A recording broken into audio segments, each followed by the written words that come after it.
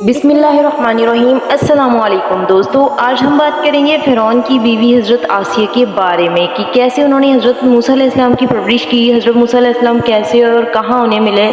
اسلام کی خاطر جان قربان کرنے والی دلیر خاتون جس نے حضرت موسیٰ علیہ السلام کی پرورش کی اور بچپن میں انہیں پالا، فرعون کے ظلم و جبر سے بچایا، لیکن جب اس خاتون نے اللہ تعالیٰ پر ایمان لایا تو فرعون نے اس کے ساتھ کیا سلوک کیا، اور ایسا کیا ہوا کہ اس خاتون کو دنیا کی عظیم ترین خاتون کا لقب دیا گیا۔ فرعون مصر کا ایک ظالم اور جابر بادشاہ تھا۔ اس نے مصر میں آباد قوم بنی اسرائیل کو غلام بنا رکھا تھا اور ان پر ظلم و ستم کے پہاڑ توڑتا تھا۔ فرعون نہایت ہی مغرور بادشاہ تھا اور خود کو لوگوں کا خدا اور رازی کہلواتا تھا، لیکن کسی میں بھی اتنی جرأت نہ تھی کہ فرعون کی مخالفت کر سکے۔ لہٰذا اللہ نے فرعون کے خاتمے کا ارادہ کیا تو بنی اسرائیل میں حضرت موسیٰ علیہ السلام کی پیدائش ہوئی۔ جب حضرت موسیٰ علیہ السلام کی پیدائش ہوئی تو ان دنوں فرعون نے اپنے سپاہیوں کو یہ حکم دے رکھا تھا کہ بنی اسرائیل میں جو بھی لڑکا پیدا ہو اسے قتل کر دیا جائے۔ لہٰذا اس مصیبت اور آفت کے دنوں میں مجبوراً حضرت موسیٰ علیہ السلام کی والدہ نے آپ کو ایک صندوق میں رکھ کر صندوق کو مضبوطی سے بند کر دیا اور اسے دریائے نیل میں ڈال دیا۔ دریا سے نکل کر ایک نہر فرعون کے محل کے نیچے سے بہتی تھی۔ اللہ کی قدرت یہ ہوئی کہ یہ صندوق دریا سے بہتے ہوئے اسی نہر میں چلا گیا۔ نہر کے کنارے فرعون کی بیوی حضرت آسیہ بیٹھ کر نہر کا نظارہ کر رہی تھی۔ حضرت آسیہ ایک خوبصورت اور نیک دل خاتون تھی اور وہ کسی بیماری کی وجہ سے شدید تکلیف میں تھی۔ فرعون نے ان کا بہت علاج کروایا مگر ناکام رہا، اور کہتے ہیں کہ کاہنوں نے اسے بتایا تھا کہ اے فرعون، ہم پیشن گوئی کرتے ہیں کہ اس دریا میں سے ایک آدمی تیرے محل میں داخل ہوگا اور اگر اس کے منہ کی رال آپ کی خاتون کے جسم پر ملی جائے گی تو اسے شفا ہو جائے گی۔ چنانچہ جب نہر میں بہتے ہوئے اس صندوق پر آسیہ کی نظر پڑی تو اس نے ملازمین کو اسے نکالنے کا حکم دیا۔ جب اس صندوق کو پانی سے نکالا گیا اور اسے کھولا گیا اور ملکہ نے اس بچے کو دیکھا تو اسے یوں محسوس ہوا کہ ایک بجلی سی چمکی ہے جس نے اس کے دل کو منور کر دیا ہے۔ حضرت آسیہ کے دل میں اس بچے کی محبت نے گھر بنا لیا۔ اس بچے کا لب دین جیسے ہی حضرت آسیہ کے ہاتھوں پر پڑا تو انہیں شفا ہو گئی۔ انہوں نے حضرت موسیٰ علیہ السلام کو گود لے لیا۔ اسی طرح اللہ تعالیٰ کی قدرت سے حضرت موسیٰ علیہ السلام کی پرورش اسی فرعون کے گھر میں ہوئی جس نے آپ علیہ السلام کے ہاتھوں سے ہلاک ہونا تھا۔ دراصل لفظ فرعون اس دور کے بادشاہ کا لقب ہوا کرتا تھا۔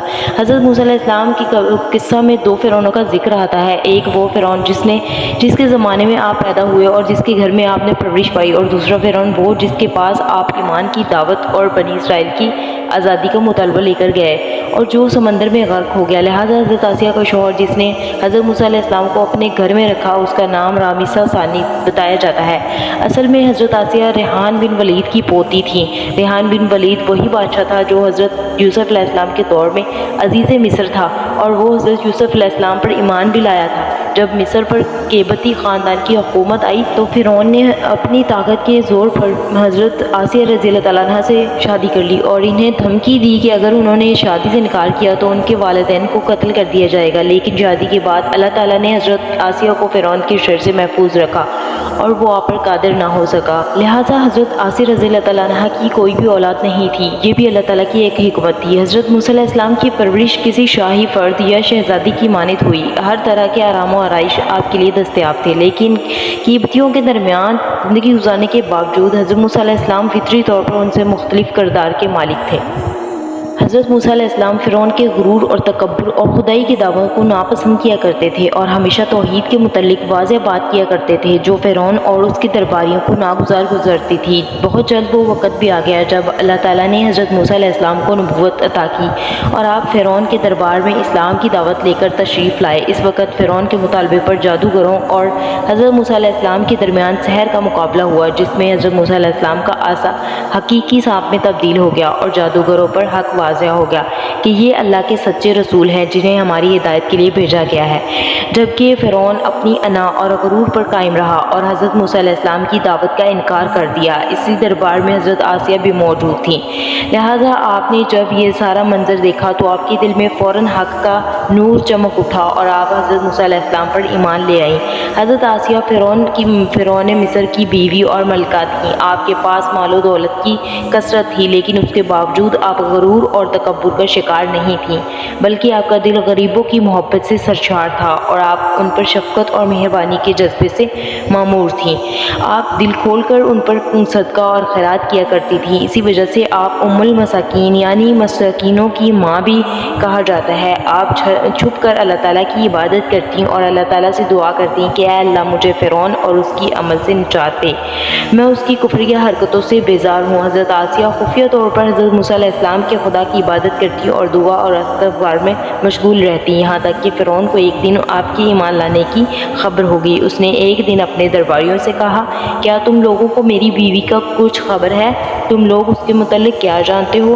سب نے حضرت آسیہ کی بڑی تعریف کی اور ان کی بھلائیاں بیان کی۔ تو فرعون نے کہا کہ تمہیں یہ معلوم نہیں ہے کہ وہ میرے سوا دوسرے خدا کو مانتی ہے؟ لہٰذا فرعون نے حضرت آسیہ کو دربار میں بلایا اور ان سے دریافت کیا کہ تو کسے اپنا معبود مانتی ہے؟ حضرت آسیہ نے دلیری اور بہادری سے جواب دیا کہ میں موسیٰ کے رب پر ایمان رکھتی ہوں جو میرا، تیرا اور ہم سب کا خدا ہے۔ فرعون اس بے باک جواب پر غضبناک ہو گیا اور بہت جلد پورے شہر میں یہ بات پھیل گئی کہ فرعون کی بیوی ملکہ نے فرعونی طور طریقے کو ٹھکرا دیا ہے، دین موسیٰ قبول کر لیا ہے۔ پہلے تو فرعون نے حضرت آسیہ کو ڈرا دھمکا کر موسیٰ کے دین کو چھوڑنے کا کہا، لیکن جب اس نے حضرت آسیہ کے چٹان جیسے مضبوط ایمان اور جذبے کو دیکھا تو اس نے ظلم اور بربریت سے کام لینے کی ٹھان لی۔